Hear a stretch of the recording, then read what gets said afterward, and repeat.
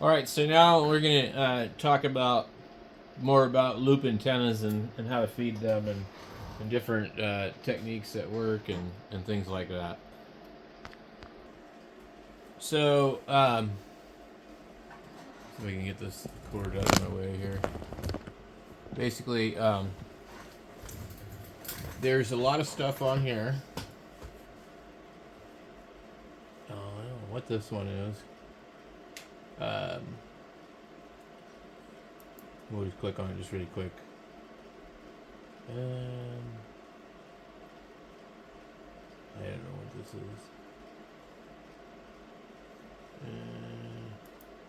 Looks suspicious.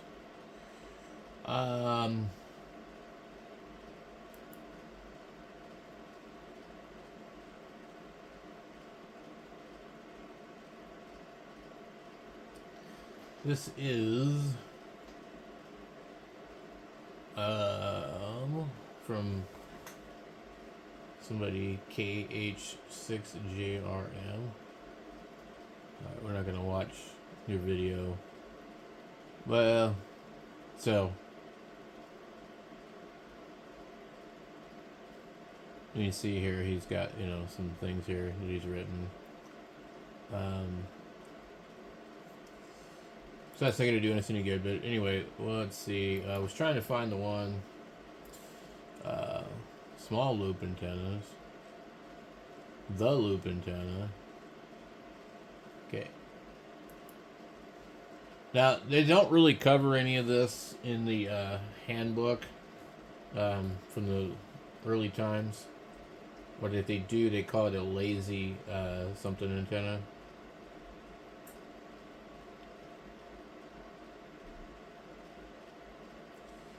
So,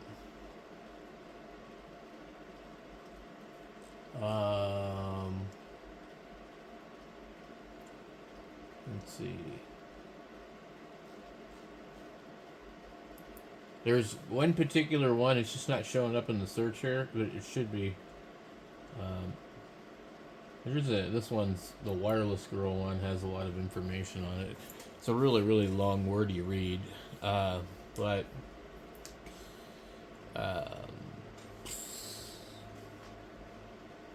I can't remember really finding any practical information other than she talks about the quarter wave matching stub and quotes a lot of different things, has a few pictures, and 10 feet high.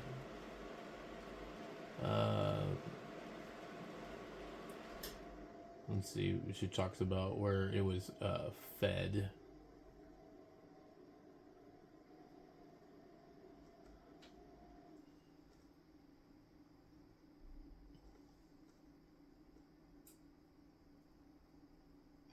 Build and adjust your loop to correct length for best WR in just one hoist. Alright, let's see. The following works for full wave loops, half wave dipoles, and quarter wave verticals. First, if you haven't already done so, cut your own dipole wires slightly longer than required for the lowest frequency in the band of intended interest using the first calculator on Don's page. I think this might be. Let me see what this one is. Nope, this is completely different.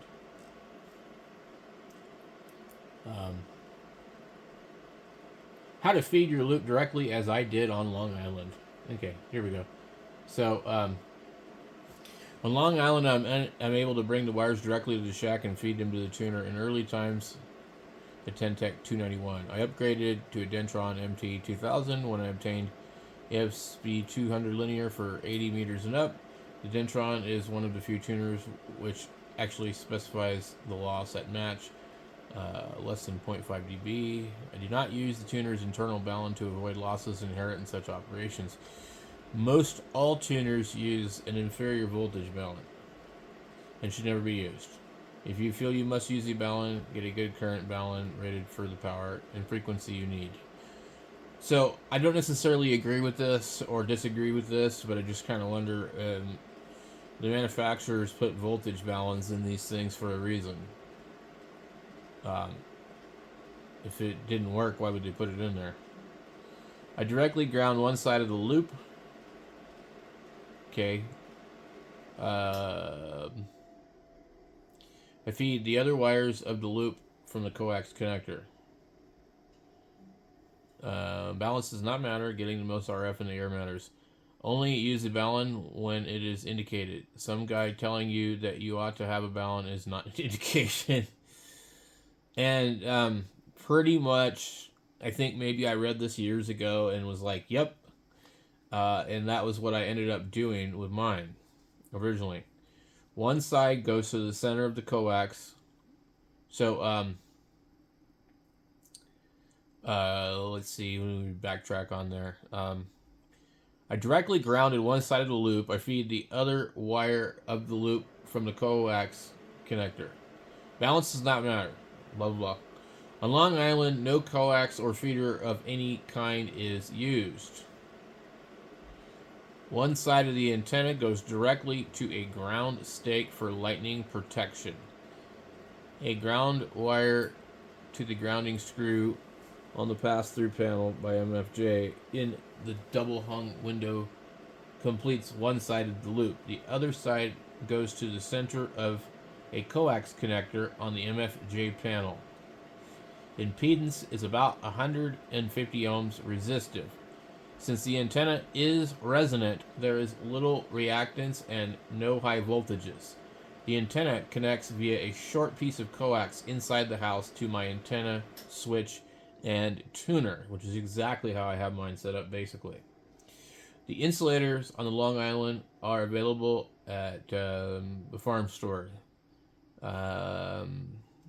They are electric fence insulators. Cheap plastic insulators work just fine. Since the loop is a low impedance device and does not exceed the 100, and I do not exceed 100 watts, a plus, it will keep your giraffe herd safe at home. After all, it can be made with electric fence wire and insulators. Okay.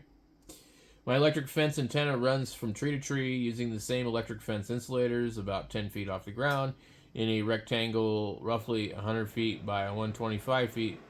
On Long Island, the vertical wires shown in the photos are not open wire feeders. They make up the rest of the antenna. I do not do open wire feeders for a variety of reasons already discussed on this page. And so I am not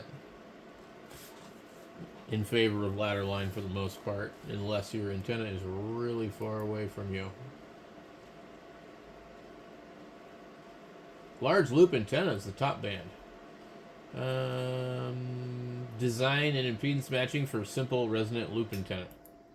Okay, let's see if this even opens, because I've seen this stack exchange thing, and it's usually some crap. Okay. And they want to do all these cookie things, so I hate websites that do that. Using a loop antenna on a harmonic of the intended antenna frequency. It's the same crap. Stack exchange.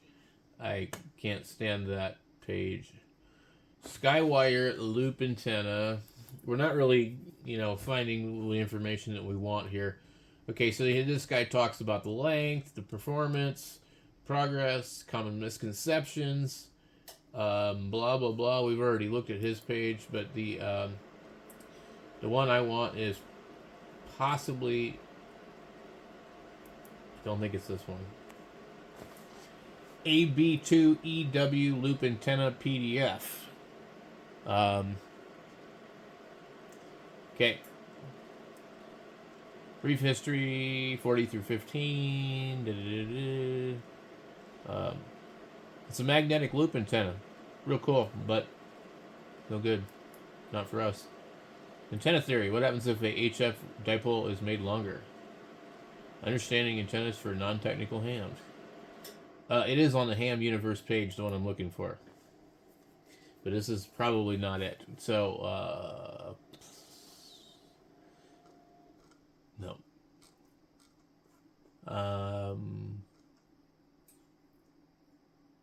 And find this thing here. 160 meter loop antenna.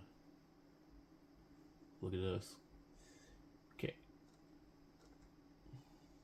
What's he feeding it with? Looks like double coax right here.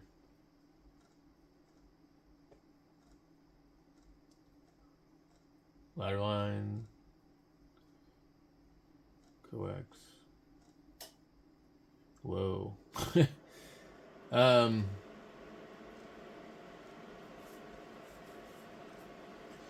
Okay.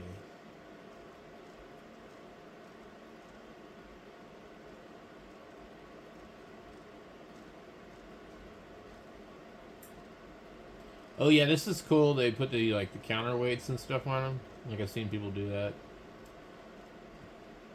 I think that's irrigation wire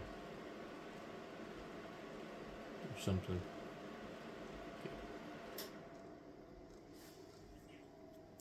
Feed line. Okay, so anyway, this guy's using ladder line on his, and he's made these things here to do this, which is pretty cool. That's neat. And then he has a Ballon design deal here on the outside. Most people I've noticed that's what they want to do. They want to have it outside. So then the thing about using a Ballon is that you can put an analyzer on it and you can see where it's going to work. Whereas if you feed it to like a Johnson KW Matchbox, there's no bypass mode. It's always being tuned. So interesting page, but no use to us. So bow tie, horizontal loop. I'm not sure what happened to.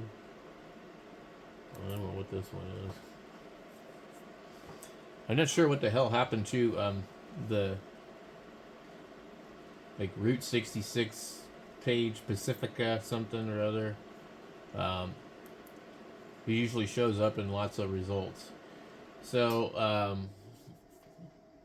let's see, loaded full wave loop antenna, AM phone. That's a good website too, AM phone, if you guys get curious. But we're getting really stupid results here, and I don't know why. And lots of this stack exchange crap. So full wave loop antenna calculator, and I don't know. Yeah, this is the same dude. Okay, it's got to be in here somewhere. I mean, vertical antennas theory, full wave loop, N3UJJ.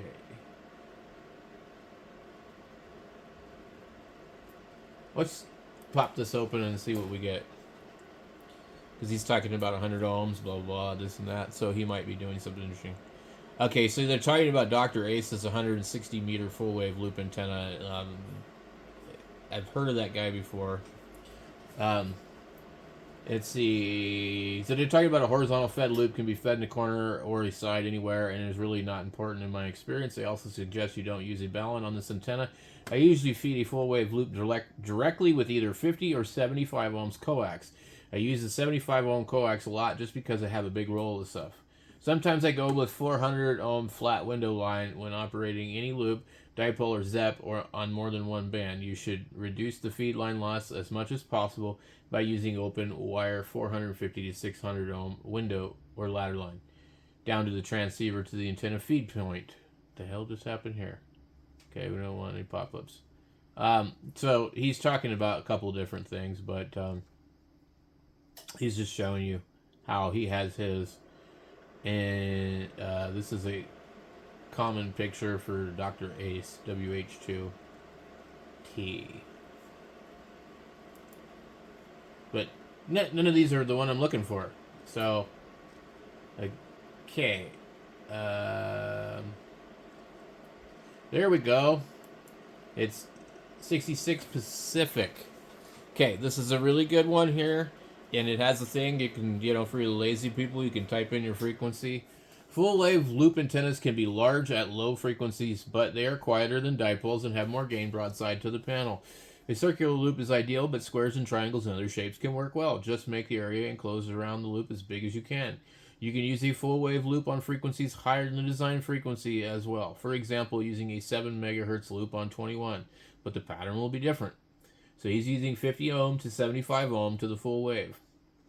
And he has this calculator here, and he talks about the feed point impedances and the coax matching section. So you can do that if you want. And there's other stuff here. So we have the calculator, full wave loop antennas on the side here of this page. Let me see if this is the other one I'm thinking of, maybe. Boy, my internet is so terrible here. So, I don't know offhand that I have enough 75 ohm to do it, because basically, let's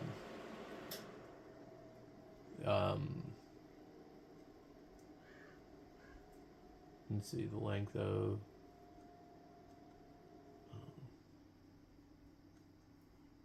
So the quarter wave matching section length in feet is 246 divided by the frequency. So 246 divided by the frequency of like whatever, and like let's say 3 or 4 megahertz.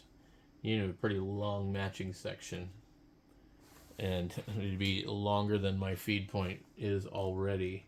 Why is this not working? I can see the calculator there.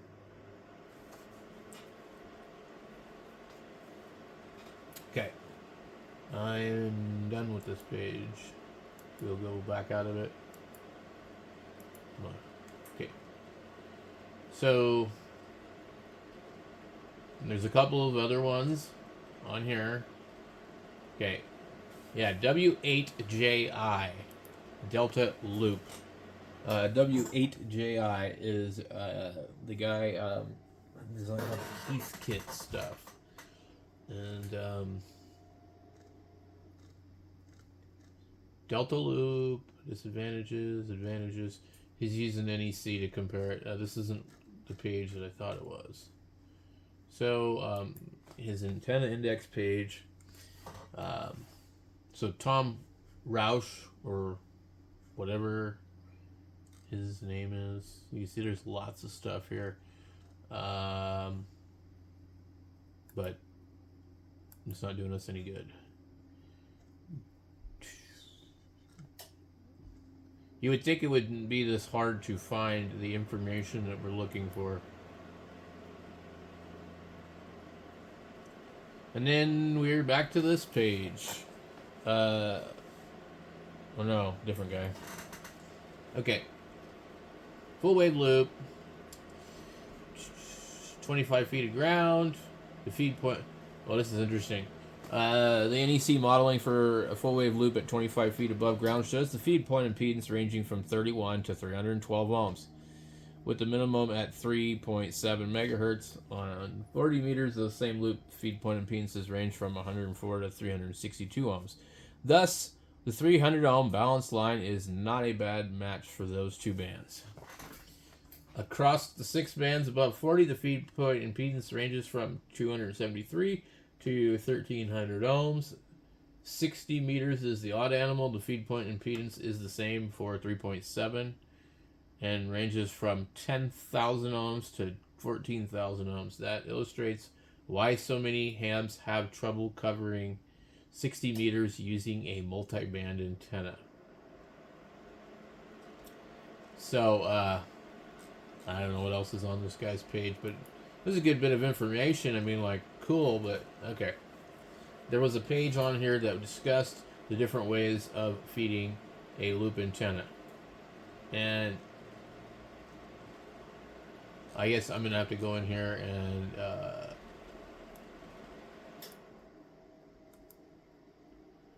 delete that part and then do another search and see if it comes up. We get that one. We've seen that.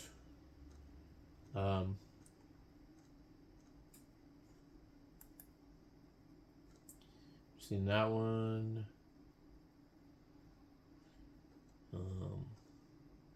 It's almost like it's not on here anymore.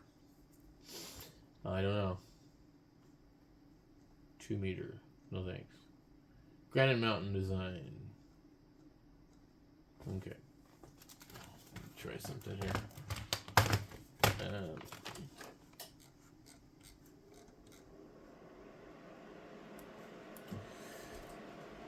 80-meter loop.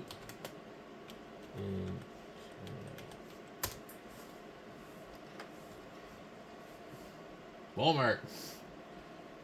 Okay. I Love My Loop, an 80-meter loop antenna by John. I don't know his name. I'll butcher it. KL7JR from Alaska, probably. Presented here with kind permission from the article in 73 magazine. Okay, dokie. When I think back a few years ago, I had 10 acres to use for my antenna farm. It was great to be able to put up wires on towers off of my garage or in the field anywhere I wanted. Oh well.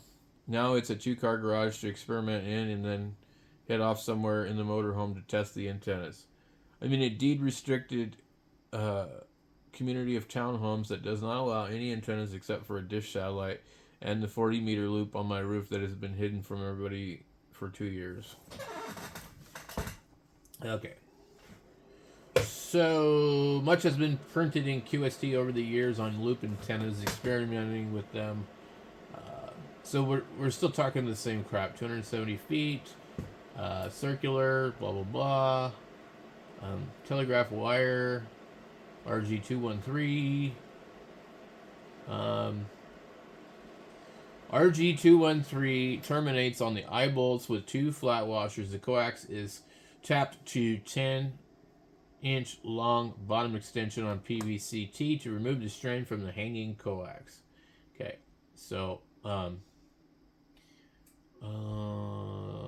let's see here.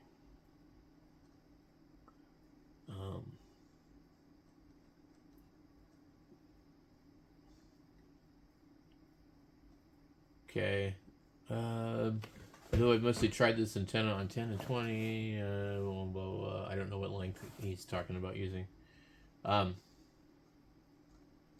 It's not the one I thought it was either. So, but anyway, they're talking about feeding it directly. Let's check this page here. 80-meter delta loop, blah, blah, blah, blah, blah.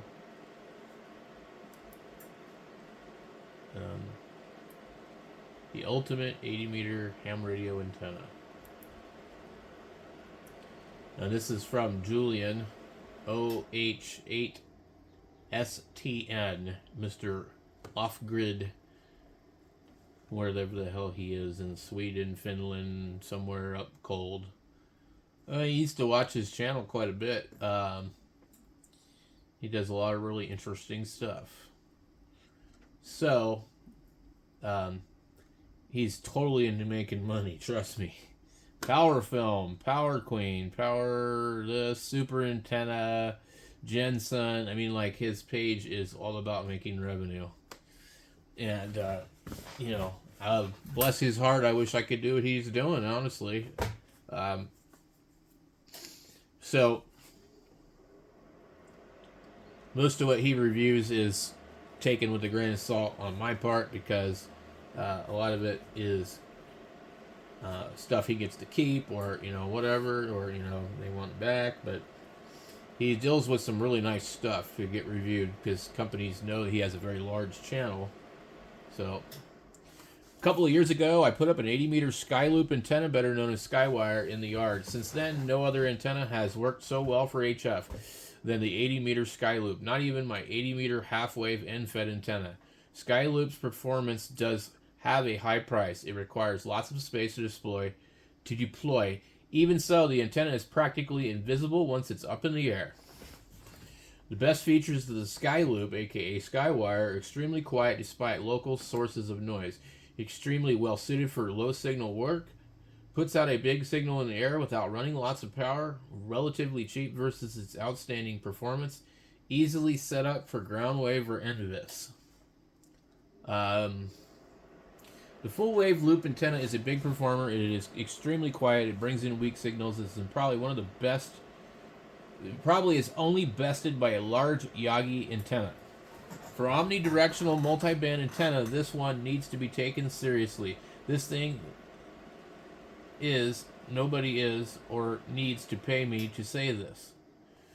The thing is, nobody is or needs to pay me to say this. So often we see antenna reviews, but rarely we do see a follow-up.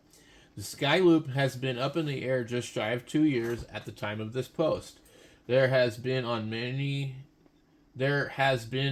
one maintenance trip up to the tower. This ended up being the coax cable rather than anything wrong with the loop itself. One thing to look out for when ordering its resonant frequency on 80 meters. Mine arrived tuned to 80 meter DX window, 3.8.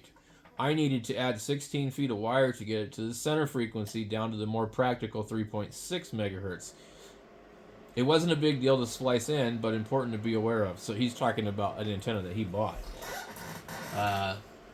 Since this is reasonable, albeit broadband antenna, recently I posted a video about portable antenna strategies. In this video, I discouraged the use of broadband antenna systems for man-portable operations. My main reason, generally speaking, was the weight and the reduced performance of a portable broadband antenna. These should be avoided whenever operating low power with a finite load capacity. Even so, there certainly are times and places for man-portable broadband antennas, as I have found out while operating a stealth 80-meter WinLink station from a Berlin hotel room. In contrast, the fixed station affords us many more antenna deployment possibilities that are high-speed, low-drag, man-powered portable counterparts. The broadband Skyloop has been an excellent investment for the fixed station. It is neither lightweight or easy to carry, so when and where we deploy this magnificent antenna needs some consideration in the field. The Skyloop could be an excellent option for a base camp style field station or forward observation base or camp, which will be there in a while. 80 meter full wave Skyloop antenna. He shows kind of trees, everything's in meters. There's a tower here. All that is required for deployment is 3 or 4 fiberglass poles. I think it's probably made by Chameleon Antennas. The one he's talking about, Chameleon Skyloop 2.0. It is a real pleasure to be able to create this follow-up to the Chameleon Skyloop. It is by far my favorite antenna for Chameleon. It certainly is their best performing and most pragmatic option for a fixed station. So, anyway, well, we don't know what they have in this box.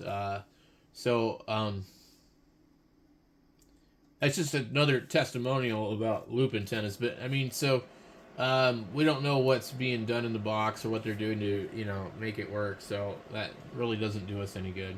But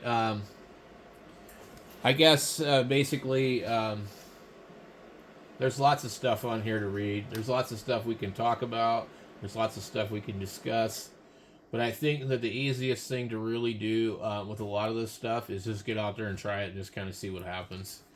Get yourself a Nano VNA for like $50-$60 on Amazon and the adapters that you need, and put some wire up and shop around, look for deals on wire. I found some spools of wire at thrift stores that was solid 12 gauge or 14 gauge house wire, and it was like $6 or $7 for, there was a couple 100 feet on it, so it worked out great. How to make a loop antenna for 40 and 80 meter bands. M08 M0MCX. I don't know who this is. I think it's the guy, possibly Mike. I've been an addict of full wave loops since realizing many years ago that in comparison to a dipole, you get more bang for your buck if you build a loop.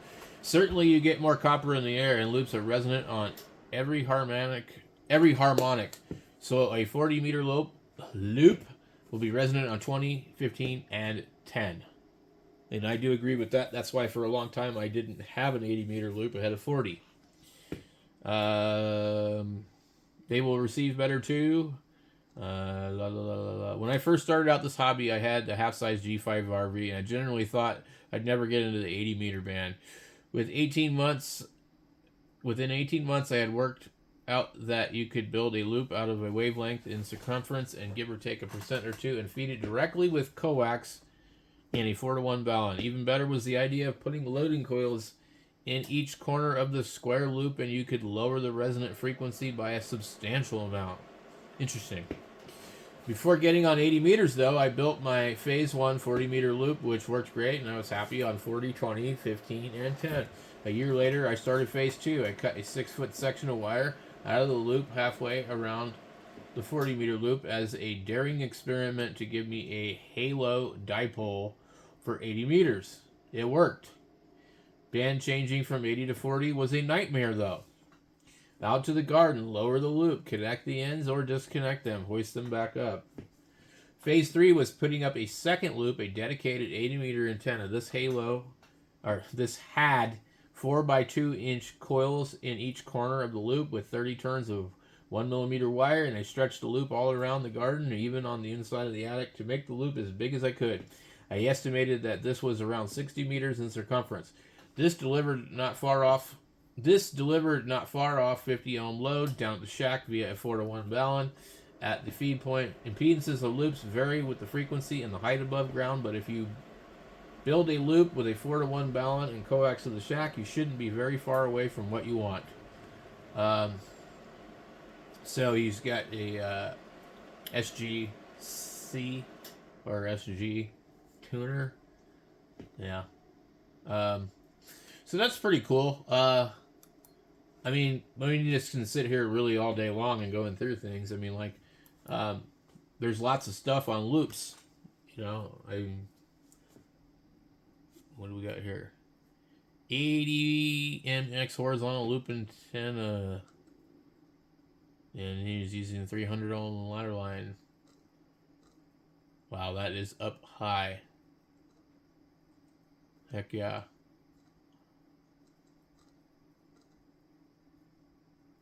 So, yeah, I don't know. It just depends on what you want to try and do. So this is really bad right here. So he's using this wire and he's going to this MFJ, which is guaranteed to have a voltage balun in it. Yeah, and so it's not going to work well. I think, honestly, at that point, you're better off to take your ladder line and solder it to a piece of coax directly, and then just hook it to the regular part of the tuner. And I've done that before, and that does work. So just get out there and just try some stuff. Here's what they call it, the lazy loop. Yeah, so the lazy loop. Okay, the lazy loop is any loop antenna that is low to the ground, and that's why they call it lazy. Let's see. We're not going to watch his video, but that's what he wants us to do. So anyway, I suggest if you've never tried a loop antenna, you got the wire, you got the space to do it, get out there and do it. We're going to dig into some of these old books, and we'll look and see if we can find any valuable information. We'll catch you guys later. Sorry we deviated off the topic. I thought that I could find the information I wanted to share with you guys, and it's just not on the internet anymore.